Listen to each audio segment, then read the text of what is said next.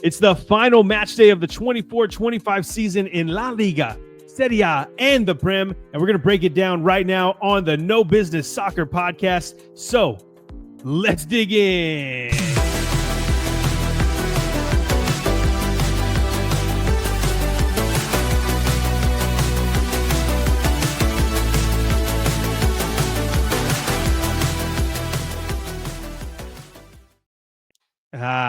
Yes. Welcome back to the No Business Soccer podcast. And this is episode 70, the final match day of the 24-25 season for all those leagues. And of course, you can see I'm here by myself. There's no one with me because my hype man is on a beach in Mexico, sipping margaritas, taking a summer vacation, I guess we'll call it. And I'm here. I'm doing the work still. So, have fun, Vic. Drink one for me, I guess. And he's going to be drinking because this is usually the time where I bring him in and he drinks. But we have the full fam outside of him. We have Danny P, ones and twos. And we have the Brainiac J fam, who's oddly on the ones and twos too. So, again, we have the final match days of a lot of stories, headlines, things that can go on, that can change in one league anyways. Some of the other ones, we'll see. It's going to be fun regardless. But we're going to see how this works out. I don't even know what to do with my hands without a co-host, so we'll check it out. But with all that said, I think we should just jump right in because there's a lot to talk about. First things first, let's go to the UEFA Competitions because there is a big, I don't want to say upset, a big storyline to check out and one that I'm pretty excited to see. So UEFA Competitions.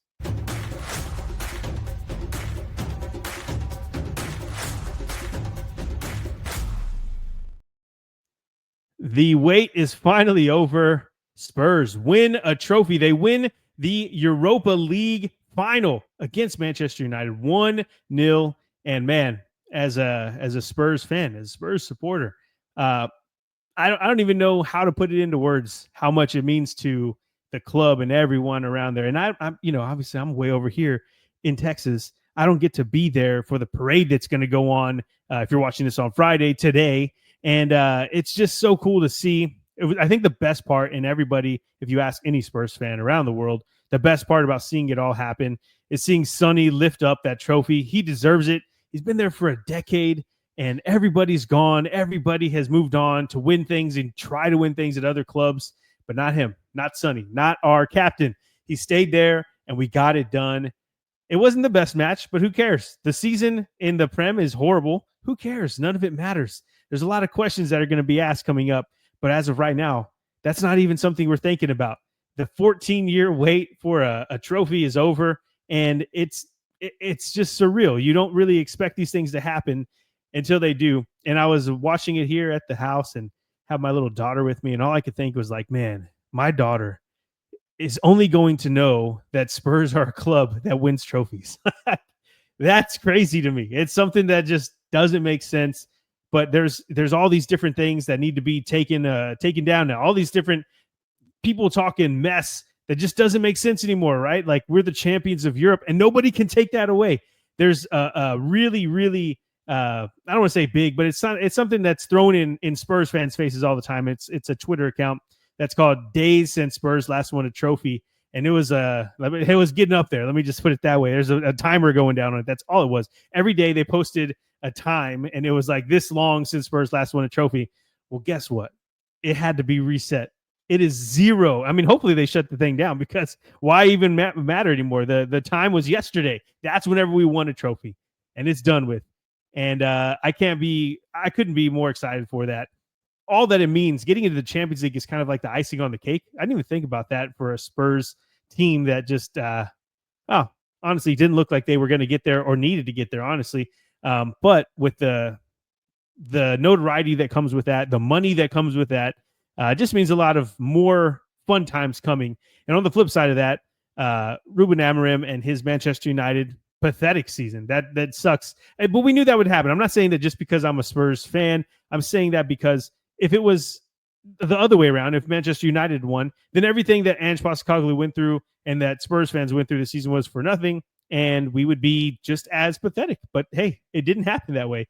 And so now there's a lot that they need to talk about. The difference is that if Spurs would have lost, Ange would be out the door, and we'd be starting from ground Ground zero? Is that what I say? See, usually hype man helps me out with these things, but he's not here, so I just had to stumble on words now.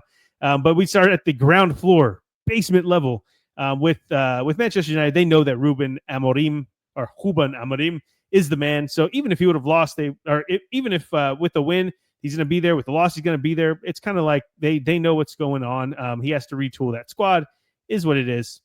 But for Spurs, it would have been devastating. And now everything's changed with a single game.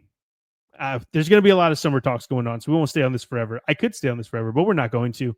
And since we're already here in the UEFA competitions, coming up on Wednesday, the 28th of May, is the Conference League final between Betis and Chelsea. And now there's a couple of different things that could happen. Let's start with the Chelsea side of things. First off, I think Chelsea should be the favorites in this. They're the club that's kind of ran through this. They're the club that shouldn't be in this because they're usually in the Champions League or around that. And they're a club that should win this, and everybody thinks so. But the other part of what happens if they win, I don't have it right in front of me, but I do know that if they win the Conference League and then some other results happen in the Prem, this thing could go down. This thing I'm talking about, the European spots, because they could be in the Champions League already based off of how they placed this year in the Prem's table. That Conference League spot could end up going to the table, and that means that the eighth place team in the Prem could get it, which right now is something. Well, we'll talk about that whenever we get to the Prem section of this podcast. But just know that it's a big deal for some of the clubs in the Prem if Chelsea win it, so they'll be going for them. But I'm personally going for Betis on the other side, because Betis, they're the story of the La Liga season, at least on the second half of it, since the winter break closed, or since the winter transfer window closed. Bringing in Antony has really changed things. And I don't want to say just because of him, but the fact that Isco and Antony are just playing like they played since they were freaking children, and they're just so good. They're gelling really quick. They're really fun to watch too. This is going to be one of the better finals to watch, I believe, because I don't see Chelsea or Betis doing kind of how it happened with Spurs and Manchester United, where it was just kind of a slow game where they were kind of plodding along, trying not to lose it. Hey, we won the trophy. I'm not hating. I'm just saying it wasn't a fun game to watch for a mutual, probably. This one, though, Betis and Chelsea, I bet it will be. But the next game that we're going to talk about, the Champions League final between PSG and Inter, that one is going to be great, because there's a lot that's contrasting here, if you will, contrasting styles. PSG, they're just going out and attack all the time. They have world-class players all up and down that squad. And I don't think we would have said it at the beginning of the season, not even at the beginning of the Champions League. They almost did make it. Remember, they had to play in the playoffs to get into the knockout stages.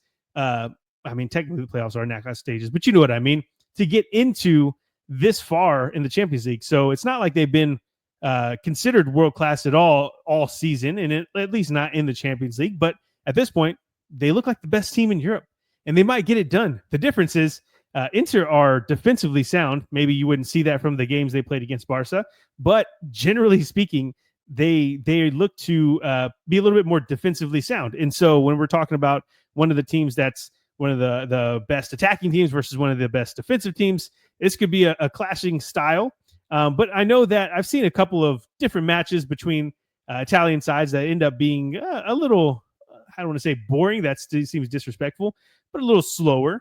But we didn't see that with Barca and Inter playing in the last round. So we'll see how this one comes down to it. I personally think that PSG get it done, but either way, it's going to be a surprise. Inter haven't won in a long time, the Champions League that is, and PSG have never won it. The crazy thing was, kind of like Spurs winning their first trophy, Harry Kane is the guy who should have won the trophy. He's not there. Sonny was there. And so he leaves the club. We win a trophy, we being Spurs. Now, PSG, the year after they sell Mbappe to Real Madrid, who the year before won everything, they get knocked out of the tournament. But PSG have a chance to win it with Mbappe being gone. That would just be crazy. I'm sure he's looking at it like, what the hell happened to me in another life? What did I do to deserve this? And it would just be funny. It'd be pretty crazy. Plus, I think we might be going to Paris next year, so it'd be really cool to see the Parc des Princes. I think it's how you say it. And knowing that they have that Champions League banner in there, oh man, it'd be really cool to see that. Okay, that's enough talking, and that's a lot of talking without a co-host. So let's jump right in to all the leagues that we have going on, and we'll start first in Italy, in Serie A.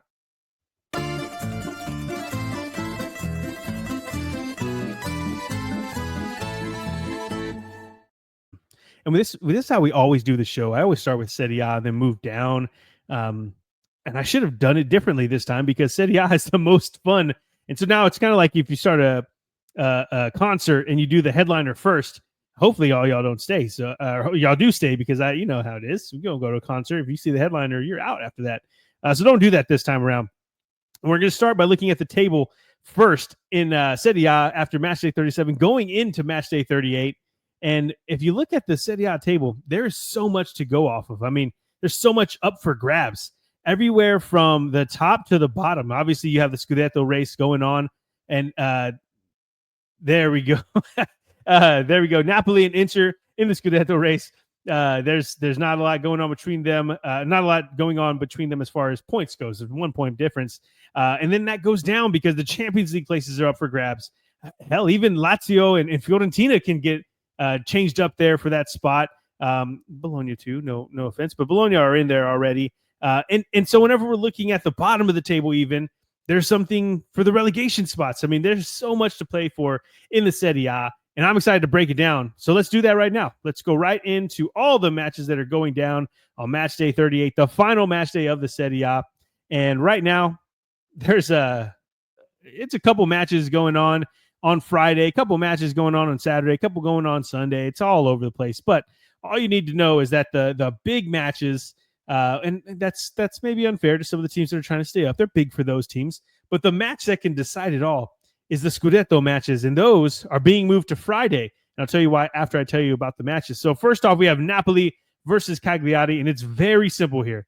Cagliari are safe already, and Napoli need to win or risk losing the Scudetto to Inter or having a one-match playoff. So basically, Napoli just need to win, and they get it done. Can they get it done, though? I mean, they could have done that a couple weeks in a row now and haven't, so we'll see. On the other side of that, Inter need to either beat Como and hope Napoli lose, or draw, or hope they go level on points with Napoli. Because if they end up drawing and Napoli lose, they can get a one-match playoff spot. And honestly, that'd be my personal favorite. I've just never seen that before. I'm sure it's happened before. I should have looked it up before I got on here, but I just don't know if that's a thing that's happened anytime recently, and I think it'd be really cool to see. Now that is all on Friday, and the reason they have it on Friday, I told you I'd tell you, is because Inter are still in the Champions League final against PSG. We just talked about it. So that has to happen. Their playoff has to happen before that. So they're going on Friday because if they do, if Napoli lose and Inter draw, then they have to have that playoff somewhere between now and the final. And that's pushing it. It's not fun for Inter, I'll tell you that much, if they end up having to do that and then play a Champions League final on not a full rest. Because, PSG, I mean, they've won their league a few weeks ago. They haven't played it in a while, right? So maybe you could talk about some form and some continuity. But either way, that's dangerous spot for Inter to be in, playing those games of high importance and high stress on the body that close together. But that's why they moved them to Friday. And then we're moving on to Saturday. And Saturday, we have a couple of games. And the reason why we have these couple of games is, well, they don't have a lot to play for it, or a lot going on in the league. And it's not going to impact the table at all. Well, I mean, it will maybe, but not really. And the first match you have is Bologna versus Genoa. And they play out a match that really has no bearing on either of their seasons. But Genoa are safe. Bologna are in your so you would look at the table and say, yeah, they can still get into the Conference League.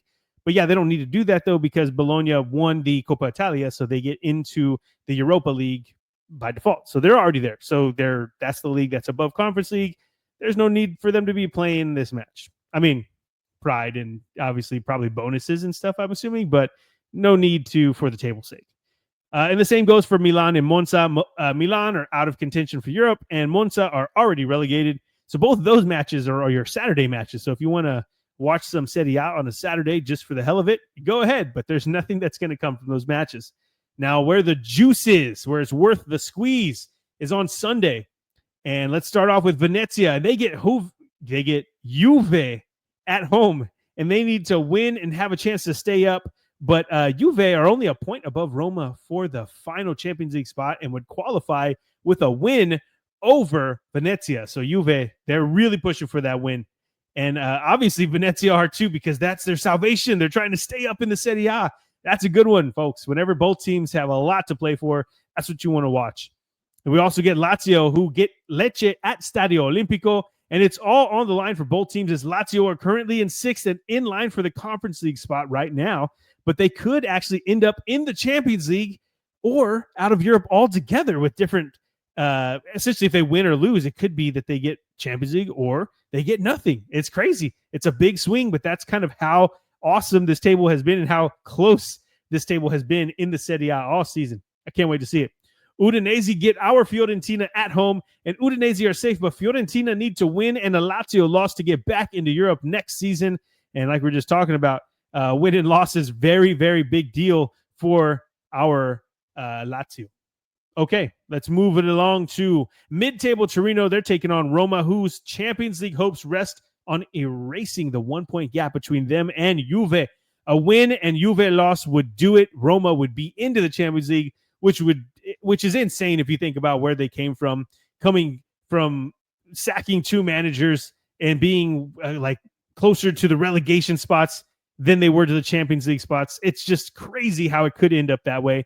It's I don't want to say it's going to be harder for them to get in than a lot of other teams because they're right there.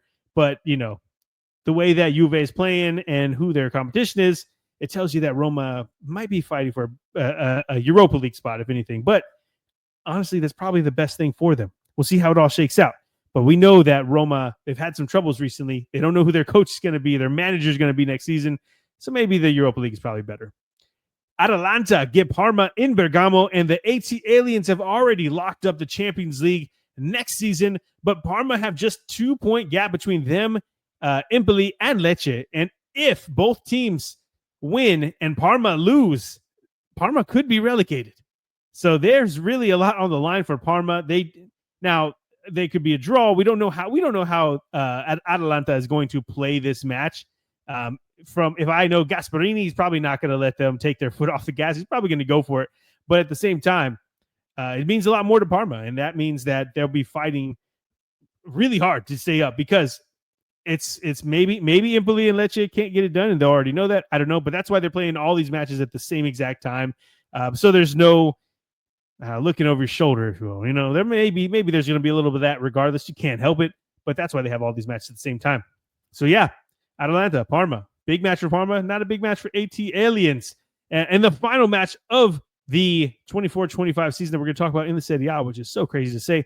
Empoli, they're in 18th and level on points with Lecce. And it's kind of similar to the top of the table where if Empoli cannot outscore Lecce and end up level on points, there would also be a relegation playoff for the bottom of the table. Crazy stuff. I never knew that. I've never heard of this until this season. And maybe it's just because I never really paid attention, or it's because for so long that Juve were winning the league, they weren't that close to anybody. So, you know, this is coming down to the wire on both ends of the table. And there's so much that's going to be going on. We have a couple of, well, obviously, if the Scudetto matches were on Sunday, we'd have, 8 out of 10 matches that have so much to go for. But now we have Friday with the Scudetto matches, Saturday with the dead rubber matches, and Sunday with 6 matches that all can change this table with a draw, with a win, with whatever. It's so exciting, and I'm excited to see it all. I really am just to sit down if I can. Anyway, we'll see on Sunday, 1:45. Check it out. It's 1:45 Central Time, by the way, PM. I don't know where you guys are watching this, but either way, come check it out and leave us a comment on who you want to win, who you're going for, who's your team in Serie A, because there is a lot going on there. Okay, we can talk about that all day, but we do have some other leagues to talk about. So I think, yeah, let's go ahead and do this. Let's go to Spain. Let's go to La Liga.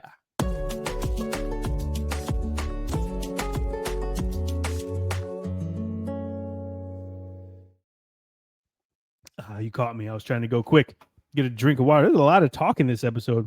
Hype man, I need you back, bro. I never knew how much I needed my sidekick. Oh, he probably not like that. I never knew how much I needed my cohort. Is that a word? I don't know. All right, let's do this. We're jumping into the table for La Liga. after match day 37, heading into the final match day 38. And honestly, in La Liga, it's pretty much all locked up. We know pretty much who's being relegated, 2 of the 3. And if you look at the top 5 table, I think, there's maybe Villarreal can maybe overtake Athletic Club, but who cares? They're all the top 5 of the Champions League are all locked. Those, no one's going anywhere. The only 2 parts that can change are obviously down at the table. And then we have 7, 8, and 9 who are battling it out, 3 teams for 2 spots. And that's going to be fun. It's going to be a lot of interesting matches going on. Let's talk about those right now. Sorry. This is how unprofessional I am whenever I don't have my my normal setup. Look at that. Where's my guy at? I need him. All right.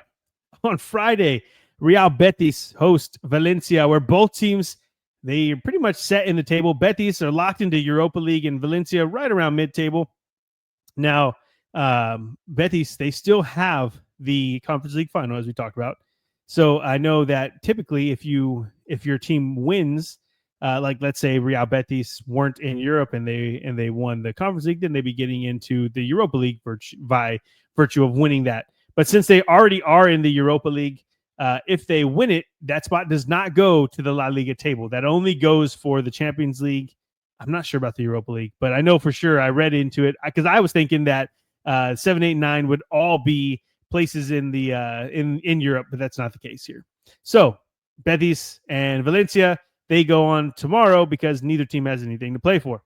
And let's move to Saturday. And it's kind of weird because the way that the table is set up, the games that mean something in La Liga are all happening at 2:00 on Saturday. And then we have the 11:30 games. Those are the relegation battles. And so it's pretty cool. They have it set up to where the games that mean something to each other, or I guess the games that affect each other, are all at the same time. And then everything else that doesn't matter, they're kind of like, hey, we know that the league is kind of, sewn up at this point. So let's just have these matches going on. And so the next match we're talking about on Saturday morning is Madrid, and they get Real Sociedad at the Bernabeu. And it's just pride on the line. Nothing else to play for. Madrid are locked into that second place. La Real are mid-table. Let's see how it goes down. Then we get the relegation scrap, and that's Leganés, and they have Valladolid at home, and they need to win and have Espanyol lose in order to stay in La Liga. And no, that last spot is the only one that's available. Remember, I was telling you the relegation battle. It's 3 spots. Valladolid and Las Palmas are already down. Leganés and Espanyol are the ones duking it out. And if Leganés win and Espanyol lose, Leganés stay up. But it's going to be tough because Espanyol, they play the already relegated Las Palmas. Now, I know you'll say, well, Adam, Leganés, whoa, snooze. Leganés are getting Valladolid, and Valladolid has also been relegated. Yeah, but I feel like Espanyol are a little bit tougher of a team than Leganés at this point in the season. But either way, a win for Espanyol would do it. If they win, it's done. They're wrapped up. They're up. Leganés is down. Because if they lose and Leganés win, they could be relegated, but there's a 7-goal differential, and that has to be made up. So it just needs to be an Espanyol win is the cleanest way for this to happen. And if you're a Leganés fan, man, good luck, because I don't know if Espanyol are losing. Okay, the next game is Getafe, and they don't have anything to play for, but they do play Celta, and Celta are battling to stay up in the Europa League spot. It looks like they'll probably end up getting it done, but one of the teams they're battling is Rayo Vallecano, and they are playing a mid-table Mallorca side who have nothing to play for. So we're going to say that a lot with these teams trying to stay up and playing teams that don't. So there's like a competitive balance here. We'll see how it plays out. But either way, Rayo Vallecano have a bit of a tougher task with Mallorca. Getafe are no joke. They're defensively, like we were saying, they're defensively really sound. The only teams that have, no, I don't say the only teams. They have a better defensive record as far as goals against than Real Madrid and Barcelona, and that I'm talking about Getafe right now. So Celta don't have an easy battle as far as scoring goals, but I think that Mallorca are probably the team that you would look at the table and fear a little bit more, and that's who Rayo need to beat in order to get into Europe. Because the team that's right on their tail is Osasuna, and Osasuna, they're level on points with Rayo, and they face an Alaves side who they achieved safety last week. So again, what are they going to be pushing for? I don't know, but we'll see. Celta, Osasuna, Rayo, fighting it out. 2 spots, 3 teams. I'm excited. Let's see how it goes. And now on Sunday, I think these are all of the dead rubber matches, if you will. We get Girona, who face Atleti, and both are already good in their respective positions. Nothing to play for. Villarreal gets Sevilla at home, and Sevilla are safe. Villarreal are locked in the Champions League. And then, of course, we have Bilbao hosting Barcelona at San Mamés. And, of course, this is just Barcelona's final match before. Did they get the trophy right? Either way, they're going to be celebrating winning the league at its completion in this match, regardless of how it shakes out. Great seasons for both teams, honestly. And yeah, we'll see how everything turns out for that final relegation spot and also the final 2 European spots. And that's what's going on in your La Liga final match day 38. We're flying through this, baby. Let's go. The last league to talk about, well, that's in England, and that is the Prem.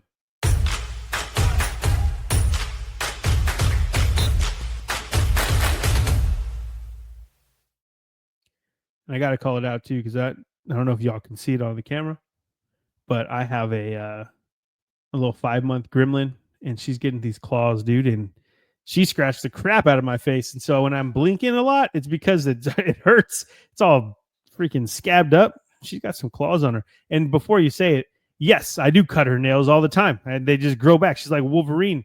Is that a thing he does? He grows his claws back? Probably not. Anyway, it hurts. It's not fun. So sorry. All right. Let's take a look at the league table, Premier League table in match day 37, going into match day 38. And this one is pretty much locked up just like La Liga. Actually, I would probably say that La Liga is more locked up. The difference is we have, 3, 4, 5, 6, 7, and maybe 8 and 9. We'll talk about that in a second. But for sure, 1, 2, 3, 4, 5 spots battling it out for European places. Now, I will say all of them are already locked in to Europe. It's just depending on what competition they're getting into. So there's not a, hey, you're either in or you're out of Europe, like let's say, for instance, Lazio in Serie A. All of these teams have already achieved getting into Europe. It's just about which competition we're getting into. And so, and then, of course, the teams that are relegated, they've been relegated for probably a month or so. I don't know. It's been a while. So with that said, let's talk about the matches. What is going down in the final match day 38 of the Prem? And Sunday, we have, move thing. It's all going down on Sunday, actually, 10 a.m. Every match, all at the same time. And it starts off, my notes anyway, start off with Bournemouth, who are mid-table, and they get relegated Leicester. So not really a lot to play for there. But then we also get Fulham, who are mid-table, and they get City, who are in third. And they're one of those 5 teams that's duking it out for the placement of the European competitions. And now City, they're obviously, like I just said, sitting in third, but they're a 2-point gap between themselves and 4th through 6th place. So 4th, 5th, 6th. A win at Craven Cottage seals it for them and seals the Champions League, which that's where they should be. If they get into the Europa League or something crazy like that, they just shouldn't be there. There's no way. I would bet money that they get into the Champions League. How about that? Brentford could still get into 8th place, which could be the Conference League qualification. That's what I was talking about earlier, by the way, how if Chelsea win, then there's some points have to happen or some things have to happen, but it could be that 8th place ends up going into the Conference League, which would be cool. Okay, but Brentford, like I was saying, could get in if they were to win, but they need to beat Wolves, who have lost 3 straight. This is not the same Wolves team who took the Prem by storm for a few weeks back. They were just, I think it was 6, 7 wins in a row. They've lost 3 in a row now, so that's not the same team. Brentford could get it done, and who knows, maybe they have a shot to get into Europe. The biggest match of the weekend by far in the Prem is Forest versus Chelsea, and it's simple for Chelsea, honestly. If they win, they get into the Champions League. That's it, done and dusted. But Forest, while they're locked into that Conference League spot, at least they would need to win and hope that Aston Villa don't win, and they could get into the Champions League because the way that the points could match up there. It's a lot going on for these. And, man, honestly, the way that Forest have played all season, to see them not get into the Champions League is kind of sad. I don't think it happens. I honestly, if you were to put my feet to the fire is the better analogy to use here, I would say that Forest don't get in. But I think that's a good thing. I think that them getting into the Conference League or the Europa League probably better for them in the long run. And I know they don't want to hear that, and they certainly don't want to hear that financially speaking. It's a big, big difference. But I think that they're probably more suited to make a good run or have a good chance at getting a run in the Europa League or the Conference League. I mean, the Europa League's no joke, as a Spurs fan could attest to. Takes a champion to win it, but Forest could definitely get make some headway in the Conference League. Pardon me. And now the next match we're going to talk about is Villa, and they go to Old Trafford to face United. And since they're level on points with Newcastle and Chelsea, but they have a worse goal differential, they'll need to win and have both Chelsea and Newcastle lose in order to sneak up in to that final Champions League space. If it weren't for that goal differential, that darn goal differential, I think it's like 9 or 10 goals. So it's not like that's going to be happening on the final day. Now, not impossible, but more than likely they need to be outscoring them because they won't win. They won't be past them in the table on goal differential. And then we have a few other matches that don't have too much to play for or too much going on. Excuse me. Let me get a drink of water real quick. See, usually I have my hype man here. He can take the mic for a second, but he's not here right now. I give him all this crap, and then I'm talking about him nonstop right now. Hopefully he doesn't see this. Okay. Southampton and Arsenal go at it with nothing on the line. So that match is happening. Newcastle, they are part of that 5 teams that are looking to get into Europe or at least place in the different competitions. Let's be honest, they're trying to get in the Champions League. Newcastle, they need to beat Everton at home to get that done. Liverpool and Palace, they're basically going to have a we won a trophy party. Cool. Ipswich and West Ham, they have nothing to play for, but they are also playing. And Spurs, they're probably going to still be drunk from the celebrations. They take on Brighton, who are pushing to get into that 8th spot. And as I said, that 8th spot could be a spot in the Conference League. So getting into Europe would be a big, big deal for them. And I think it's just between Brighton and Brentford at this moment. But again, 8th spot, it's not even a high possibility that becomes a European spot. It's just a possibility. So that is it in the Prem. We go through all the matches, but honestly, not a lot going on there. Either way, it's kind of like you're watching in let's say in the NFL, you're watching like the final, match day or game day 16, 15, whatever it is before the playoffs start, where it's like you didn't make the playoffs, but you still want to watch it because it's like, oh man, I don't get this for a while. That's kind of how it is with some of these. If your team is already locked up in mid-table and nothing to play for, you're just going to watch it for the good vibes. Like, it's my final one. Get some coffee, get some breakfast, hang out, and watch these games. Unless you're a Serie A fan and that's like your main thing that you're watching, because there's so much to play for. That one, you're going to be on the edge of your seat the whole time. And man, I'm excited for it. We have a lot to go on this weekend and a lot to cover on the next episode of the No Business Soccer podcast that will be coming out on Monday. And that will be the European wraparound.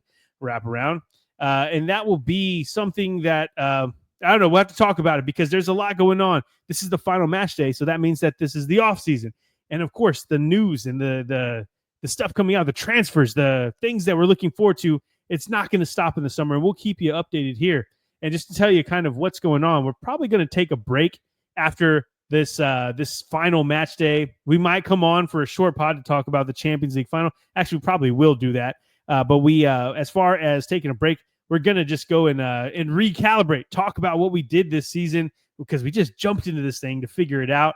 And we need to talk about what we think worked and what didn't work. And so if you have any feedback or any options or things you want to hear next time or next season, let us know in the comments. That's what we're here for. We're doing the Lord's work so that you don't have to.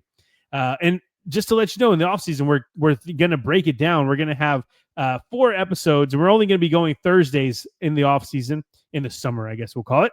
And in the summer, we'll be having the next 4 episodes will be recaps of the season. So let's, for instance, take the Bundesliga 24-25 season. We'll be talking about our favorite team, our surprise team.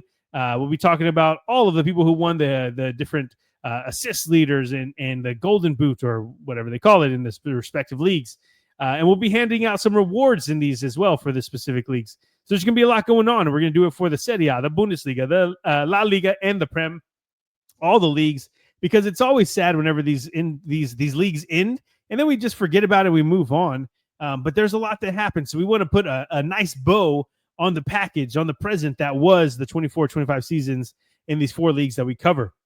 And that will be how we roll into it. And of course, we'll be talking a little bit about the Club World Cup as well. There's a lot going on there. And I'm excited to see how those turn out. Now I am, because at first I thought it was just going to be some BS, but I've heard that Dortmund and Real Madrid and all these clubs, they're going to be taking some pretty strong squads in, because they're trying to get it ready for the next season, figuring some things out. And the prize money for these things is ridiculous. There's a lot of money going into these. So if you're a team that's strapped for cash or just looking for an extra boost to get that final player, even though most of the teams seem like they won't be bringing their full A teams, because I imagine they want a freaking vacation, because they had the Euros to go into, and then their leagues, and then this, like, man, that's not a break.